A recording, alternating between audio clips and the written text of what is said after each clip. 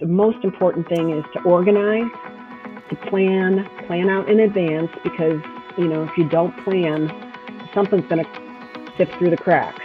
Ultimately, you need to plan to enjoy too, Right. try not to make it as stressful of an event as it might be. So I guess the other thing is backup plan. Yeah. I have served pasta one time and gone to put the large bowl on the table, and the pasta all slipped out over the edge, and I have pasta all over, and you're like, what do you do? Yeah. What do you do? You're like scooping it back in. Why don't you take it from the table? Yeah, this is the new way the Italians are eating it. Like, we eat it all on the table. It's truly family style. It gives new meaning to dish it out, truly. Yes. Throw the whole dish. Welcome to Three Little Fishes. We're three sisters who grew up in the Midwest together, but have since spread across the country. I live in Los Angeles. I'm in Nashville. And I live in Philadelphia. We are all married with children. We've all had careers, but now we stay at home with our families. We've all been through ups and downs that come along with life and have always helped each other through, shared stories, and laughed together. We welcome all of you into our daily conversations and hope you have some fun with us. So let's jump in. What's up, fishes? What's up? What's up? How are we all doing today?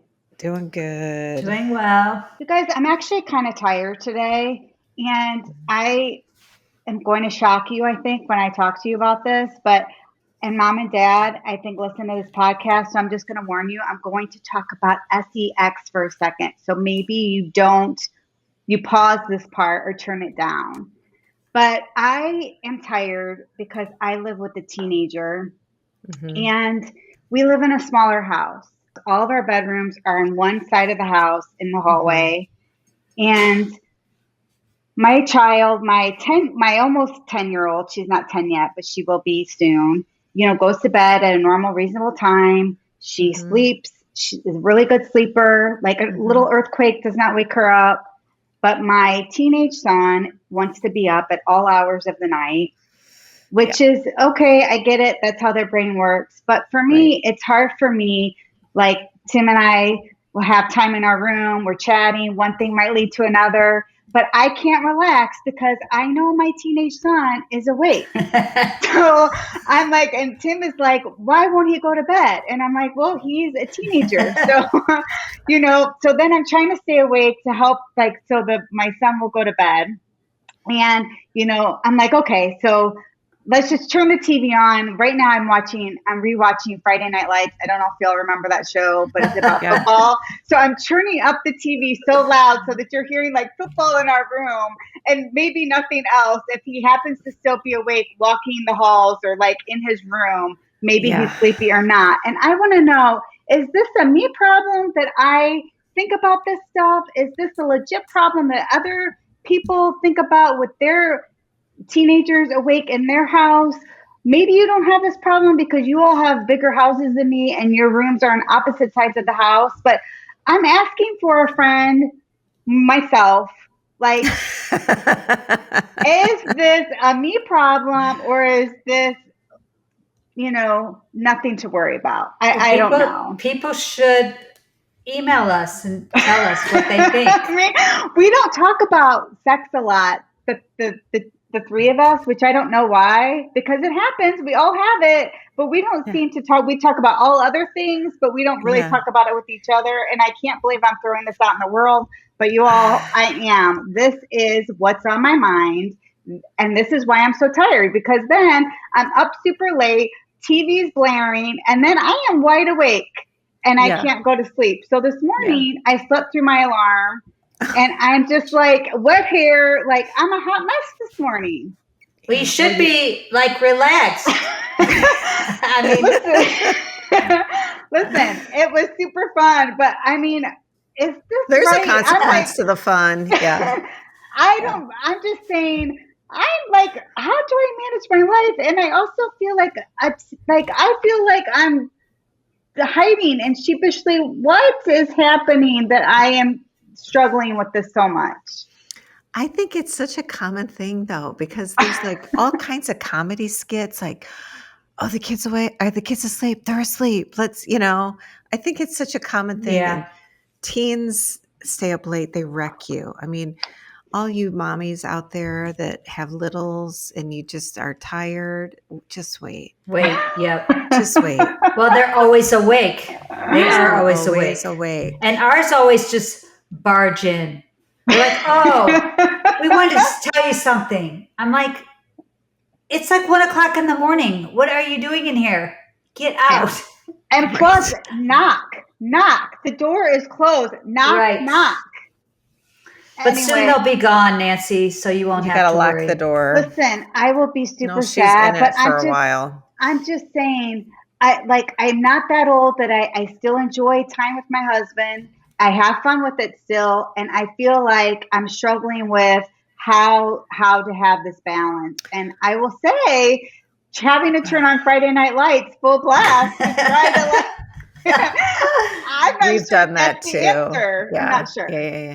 I think maybe because you have a little flexibility with your timing. So I think maybe you have to adjust your timing to like a mid-morning or early afternoon or something like that. Yeah, like exactly. A little lunch break. Hey, Tim, don't have those feelings right now. Suppress.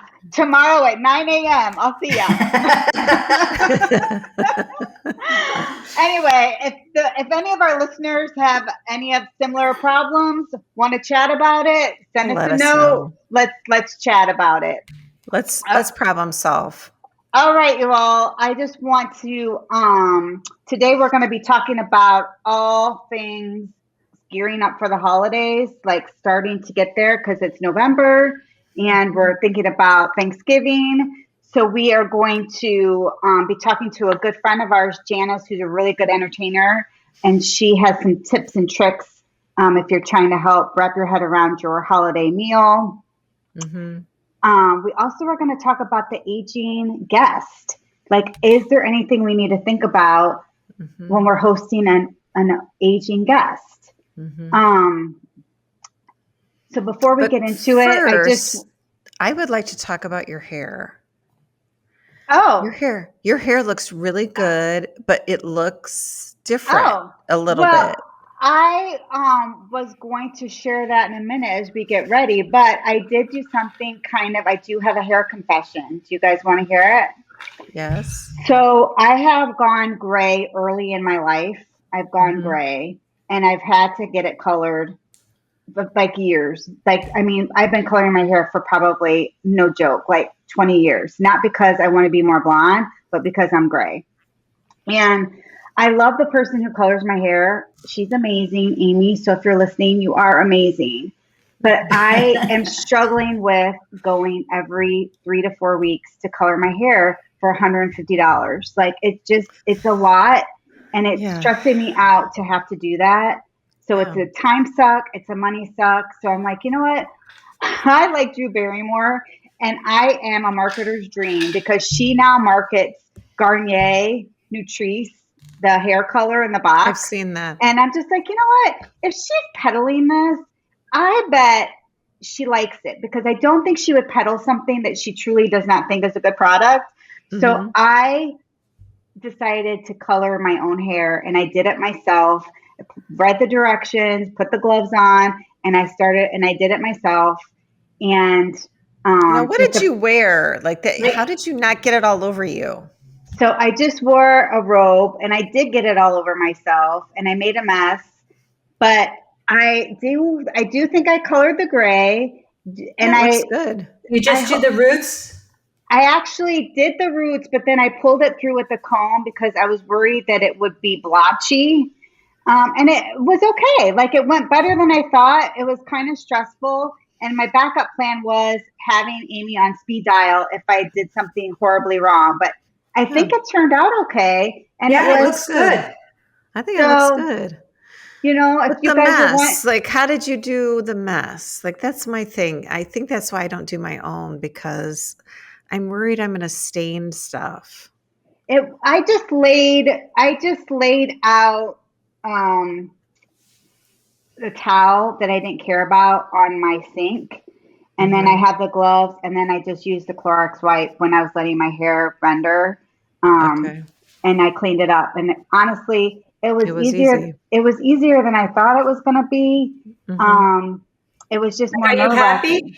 I am happy with it. I think it's like a good fix. I'm not saying that I don't ever want to go to Amy and go to the salon, and there's something nice about sitting in the chair. Yes, but for there sure. is. I do feel the pressure to not feel like I have to go in so much. And again, not to sound cheap, but I'm tired of spending $150 every 4 It's weeks expensive to get my hair colored. Yeah, you're right. So I wanted to try something different. So, and also the other reason that I did that is because I was making I was making bacon the other morning, and I turned on my upper oven to make bacon, and it did not come to temperature.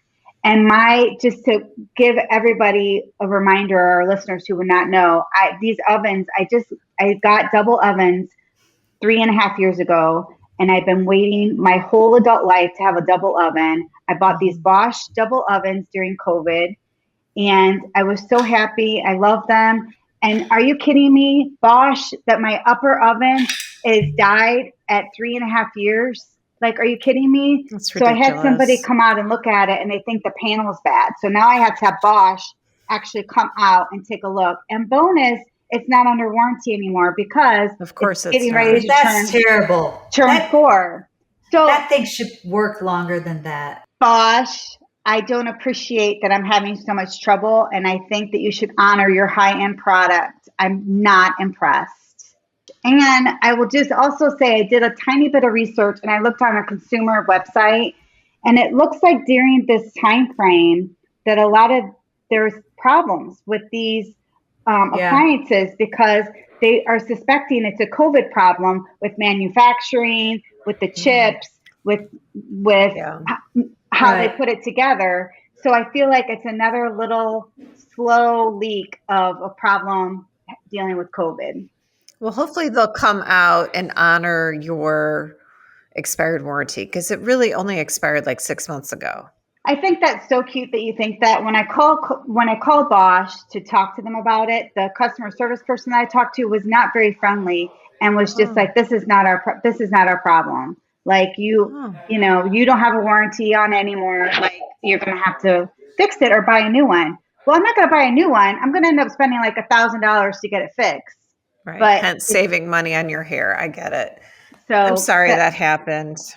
Okay, before we get into our segment on hosting, some entertainment buzz that definitely has been happening in our house this week is the season premiere of Yellowstone happened. Season I can't 5. hear about this. I haven't watched it yet. So I will not say anything, Linda, to spoil it by any means, but it definitely raised some eyebrows, and there's some fans that are upset.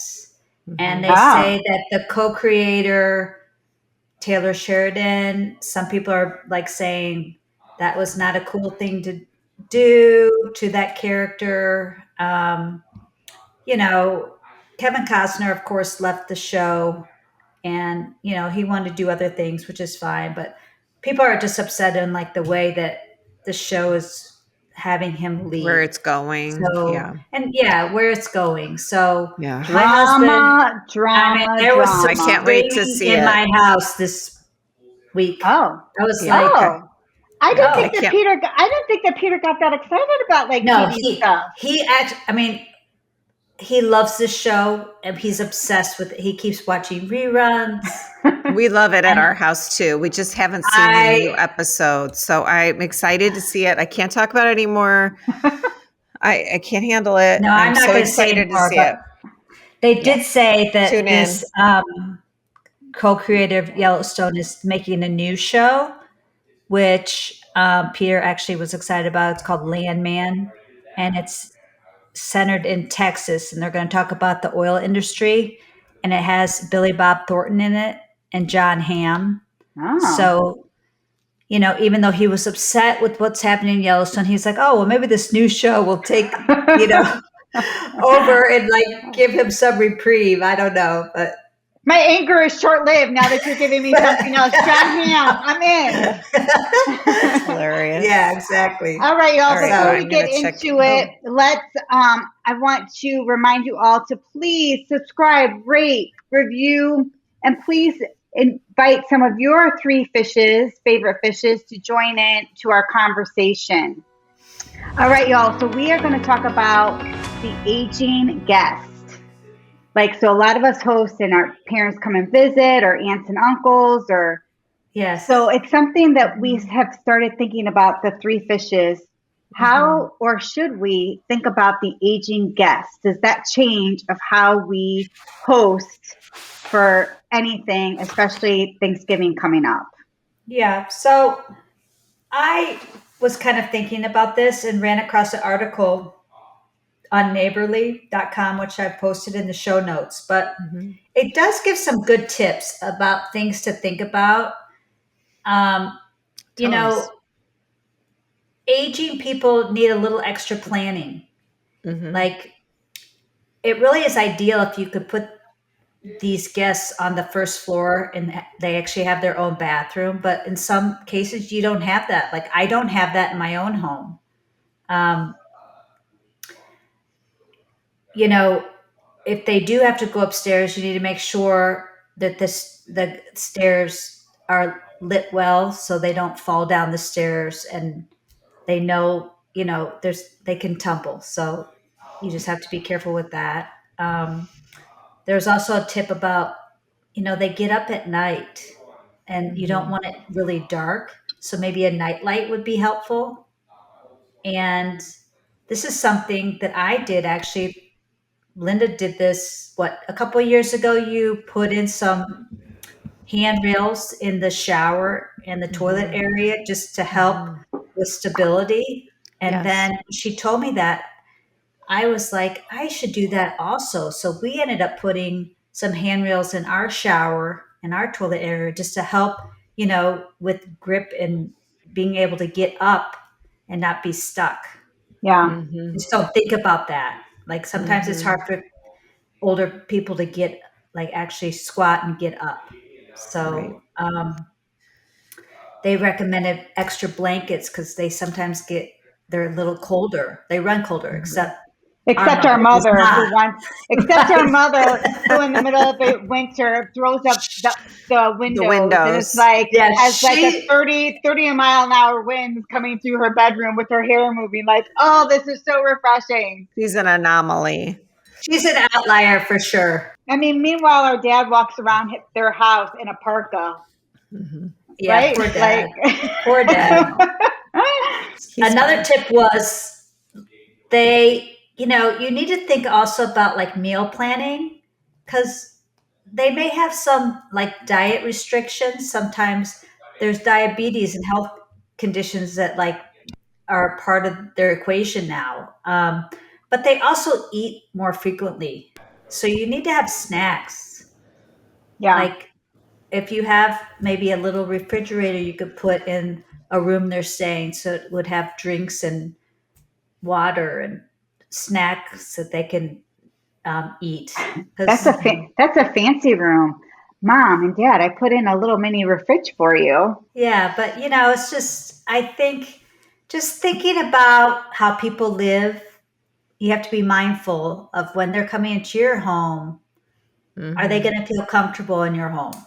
Is kind of what I'm thinking about when I have comfortable guests. and safe. I mean, for me also, we don't have carpet in our house. We have hardwood floors, but we do have area rugs. So I pull those up and roll them up and put them in storage while I have some of our older company come over, because I don't want them to trip and fall.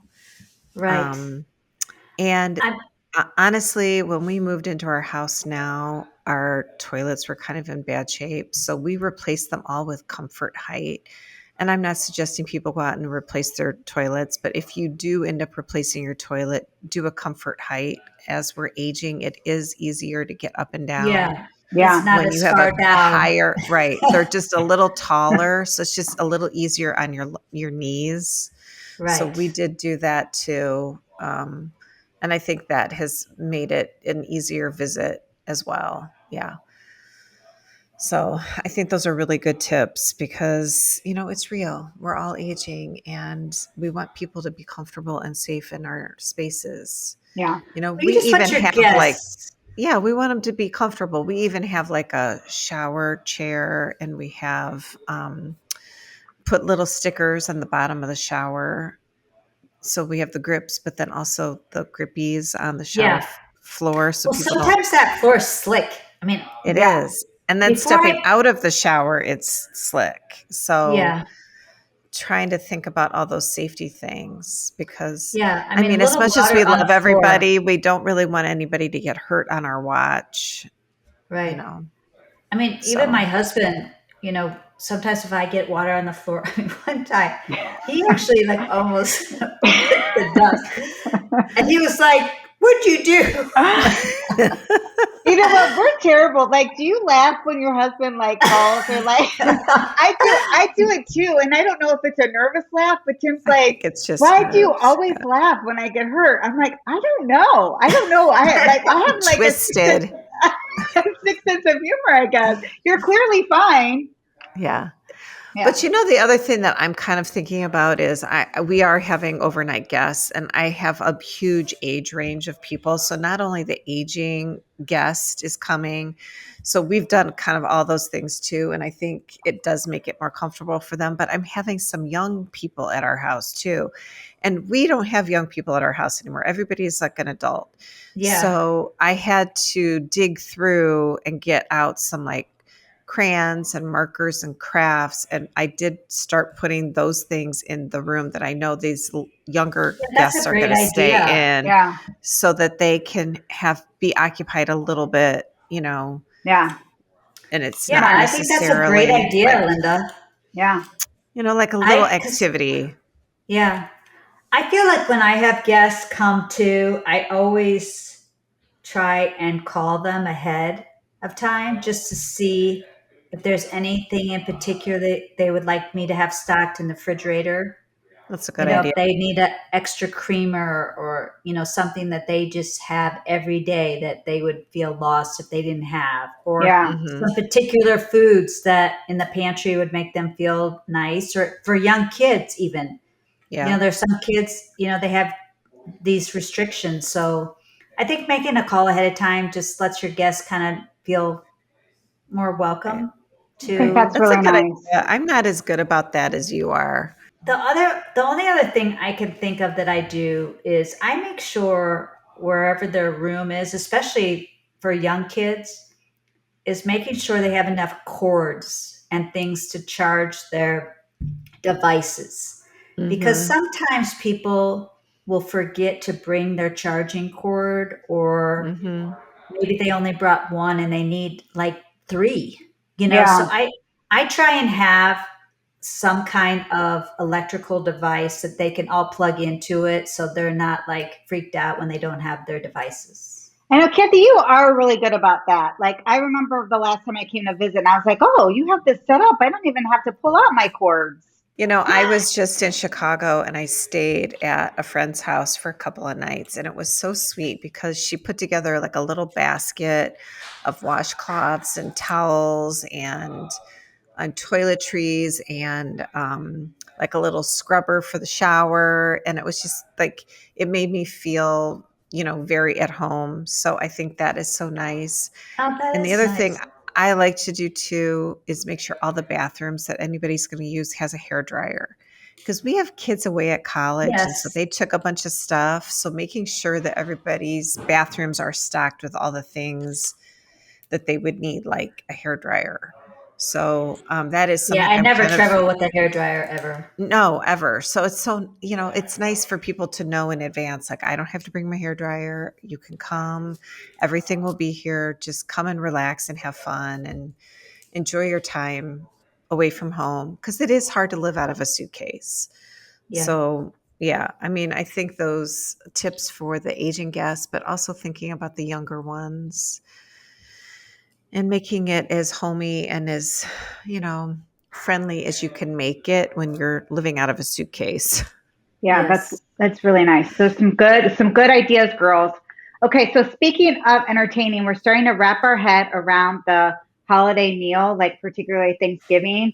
And I am not really great about the Thanksgiving meal itself. I love it when people come and visit, but that's not really in my wheelhouse. And I probably need to do it a little bit different and better. So I feel like I'm not a crazy person trying to put it together. So we have a friend, Janice, who is known to be a really beautiful entertainer. And she loves to throw dinner parties, particularly holiday feasts. And she has some tips and tricks for us that we're going to talk to her about.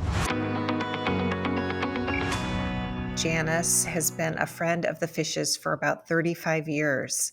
Kathy, Janice, and I were all sorority sisters back in the day at the University of Iowa. Go G-Phi. And now I'm a neighbor of Janice's. I have been to her house countless times for different events, holidays, parties, etc.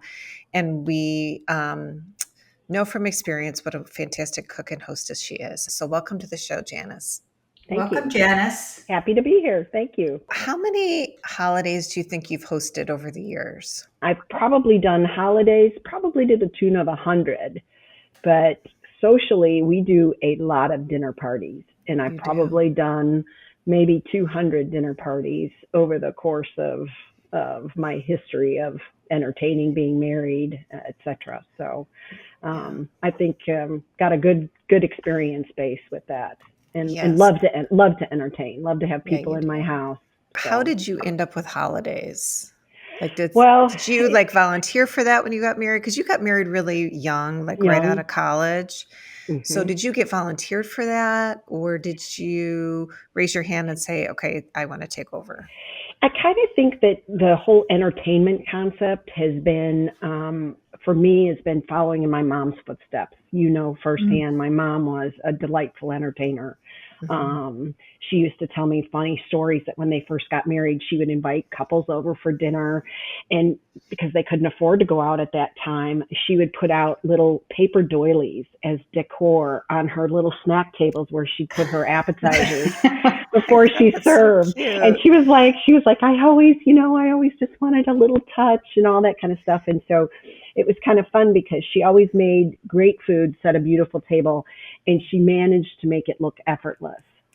And I think her biggest thing was whenever I did something, whenever we started, I would be in the kitchen with her cooking and doing anything. And she would say to me, you just need to watch. Now watch. It's always important to watch so that you learn the right process, so that you know when to add X or Y or Z or all those kinds of things. She never rushed anything, and everything was always made homemade. You know, we didn't buy store-bought potato salad. Mom made the potato salad and the deviled eggs and all that stuff. So I think Dorothy was a very good cook. I have some of her recipes. Yeah. Yes. She was amazing. I really think the entertainment thing kind of just almost got handed down. Yeah, because at some point my mom was like, I'm not really up for having, 30 people for a holiday or what have you. In a couple of pinches, there was a point in time when I went home and I was married and I probably had a kid, maybe two, but my mother-in-law had been in the hospital and she had always traditionally had the Thanksgiving holiday. And so she wasn't getting out of the hospital. So she was kind of like, we got into town on Sunday, and on Monday she said, well, we're having, 18 people on Thursday, hop to it. So it was like, I'm like, oh my God. I remember going to the grocery store. She didn't have the turkey. So I'm like, or she had ordered the turkey. So the turkey was easy because it was a pickup, but it was a fresh turkey and I had never done fresh turkey. So I was like, it was, and she wanted her stuffing. And so it was, kind of just going by what somebody else is telling you. And so, you were kind of trying to please everybody. And at the same point in time, kind of panicked because. So Janice, that would be interesting. That probably would have been really internet of where you would just go look up. What does I know? How does she cook a turkey? right? Exactly. And it was before it was like, hey, Siri, how long to cook an 18-pound turkey with stuffing? That kind of a thing. So, you're reading the directions.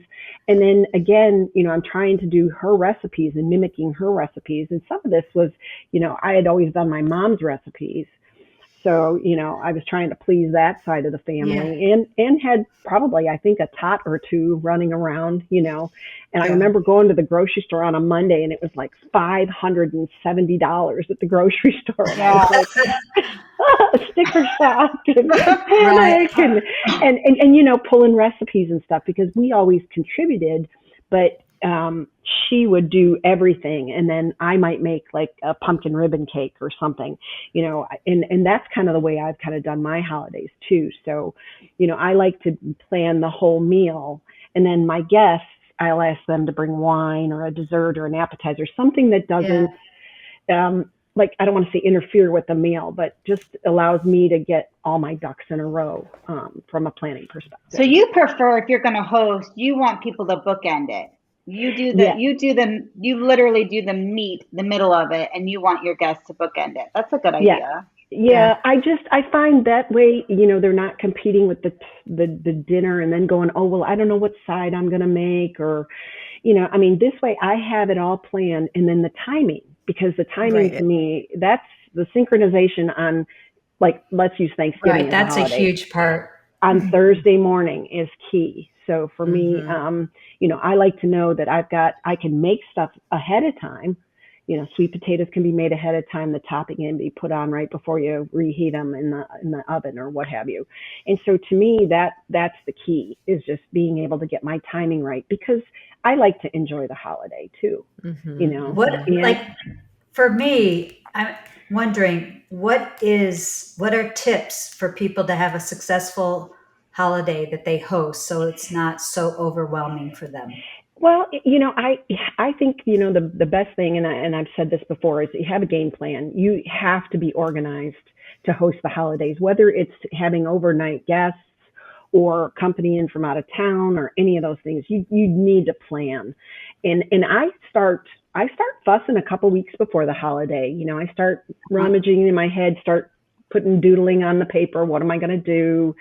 And then I start to rummage through recipe books, things I've earmarked, maybe things I've been like, oh, maybe I'd like to try this, and sometimes I'm more tried and true. I kind of rely and sit back on my laurels and like the family recipes or something that someone, special requests.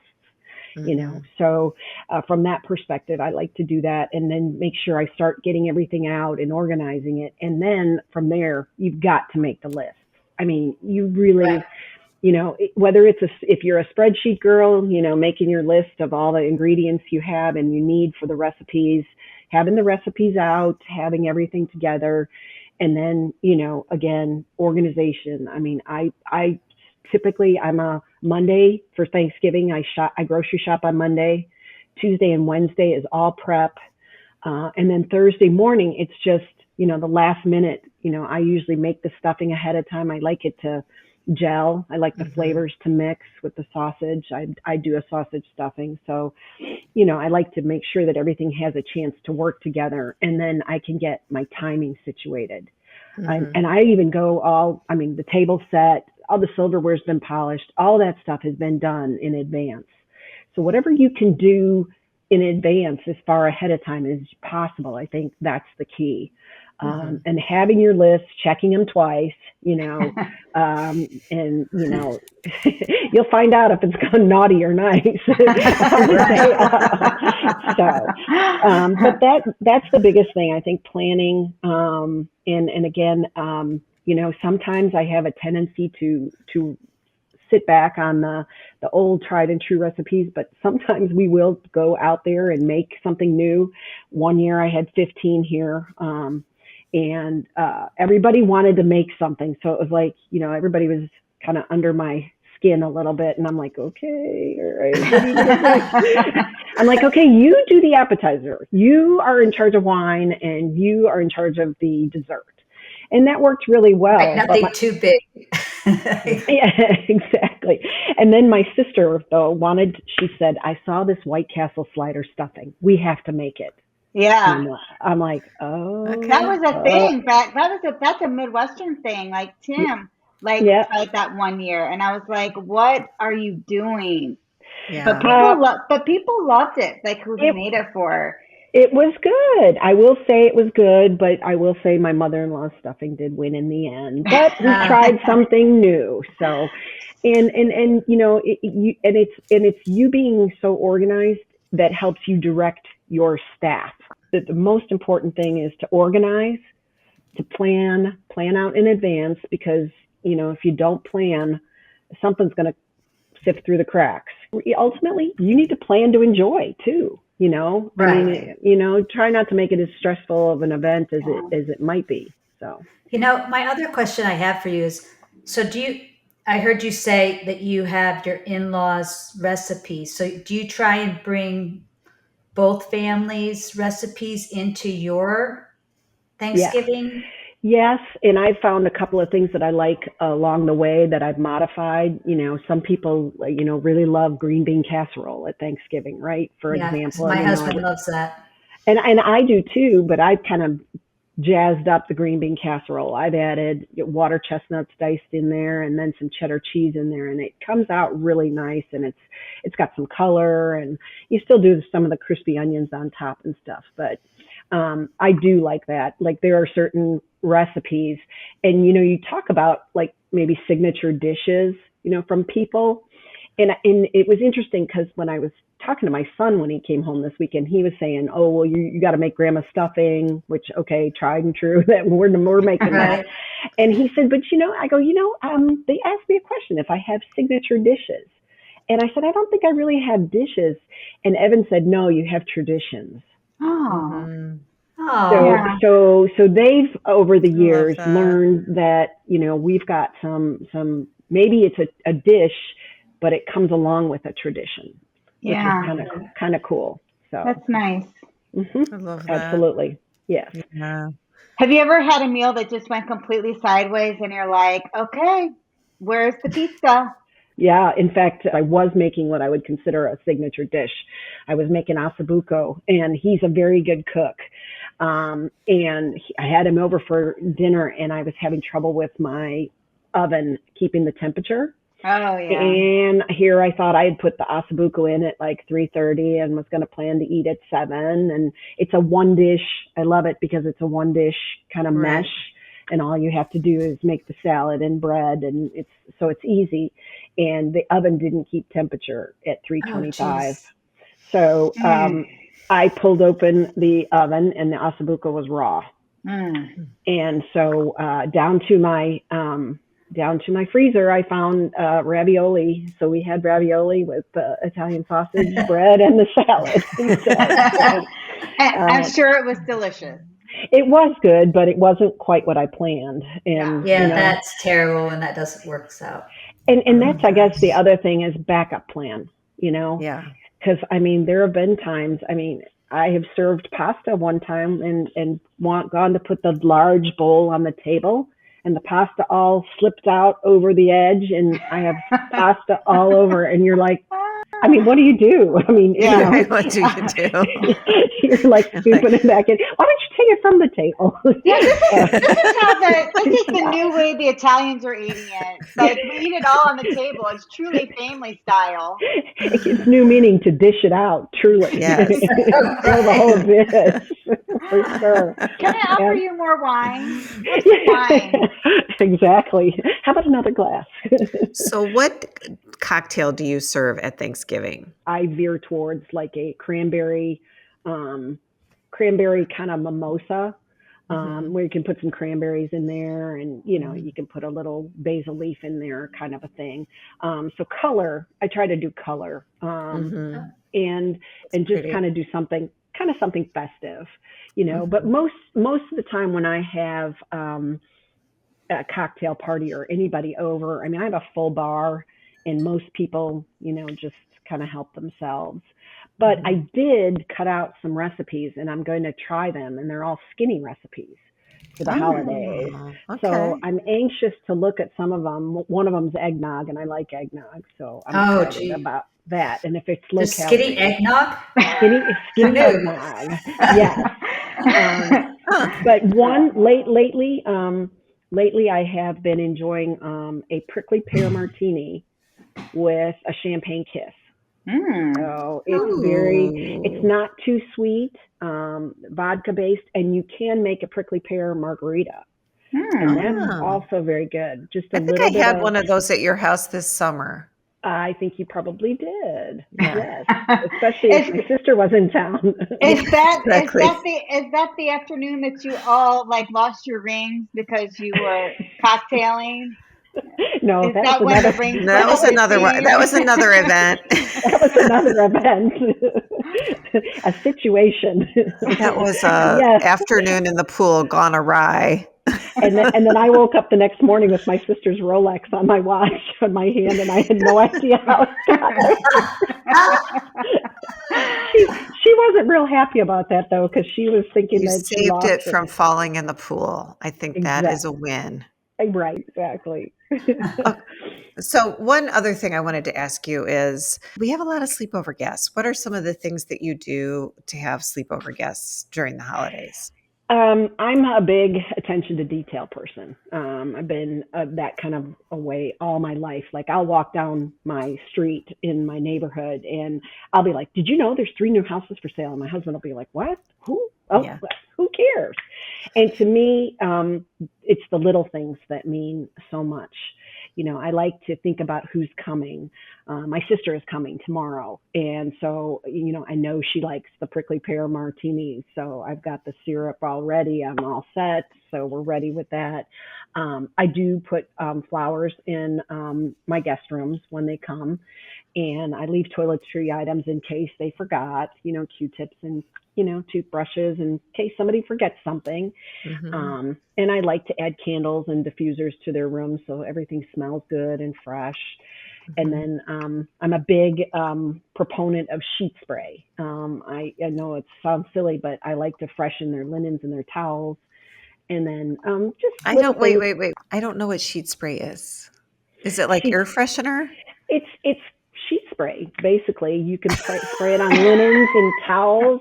And there's a great Italian linen scent, so it smells so fresh and like almost Okay. like clean cotton.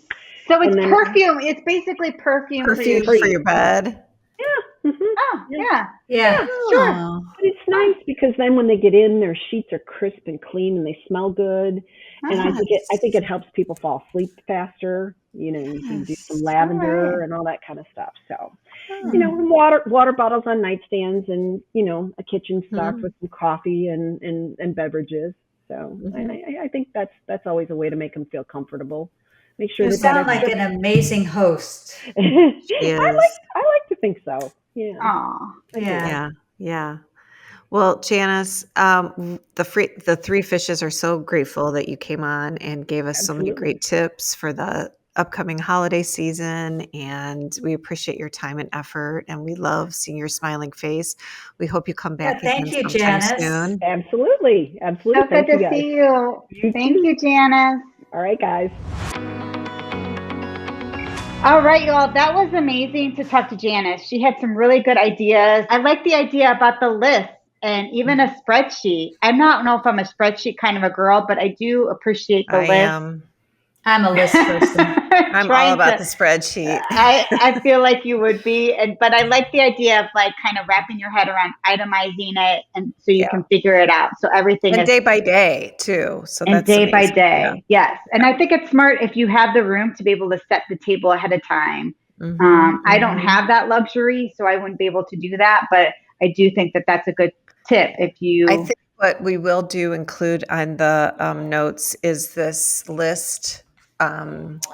And it starts like a couple weeks right now before Thanksgiving. It's from Ambitious Kitchen, and it's just a good checklist of things to think about to get yourself ready. Even if you don't use it, Okay. it's kind of a good blueprint for people. So we'll attach that in the show notes. So Perfect. Ambitious Kitchen. Yep. All right, ladies, what's for dinner? Well, one thing that we didn't really talk to Janice about, but I am definitely going to make is her lollipop lamb chops. So we'll put those lamb chops in the show notes, and we also will put her prickly pear martini recipe in the show notes. So thank you for those 2 tips. When I think of lollipop lamb chops, I think of How to Lose a Guy in 10 Days when he's like, do you guys remember that movie? Oh, Like when yes, he's making the lamb chops, he's like perfectly pink. That's just totally what popped in my head. I don't know. Right. And then she goes crazy and starts crying and talking about lambs and how could you possibly eat a lamb? Yeah. Crazy. Yeah, that's what I just thought of. That was so funny. These lamb chops are easy and delicious. So you guys are going to love them. Well, we want to thank you for listening to our podcast and letting us sisters jump into your day. Please make sure to follow, rate, and review us. We really need you to follow us. So we would love to hear your feedback. Also, please share our podcast with your favorite little fishes so we can grow. Please have a wonderful weekend, sisters.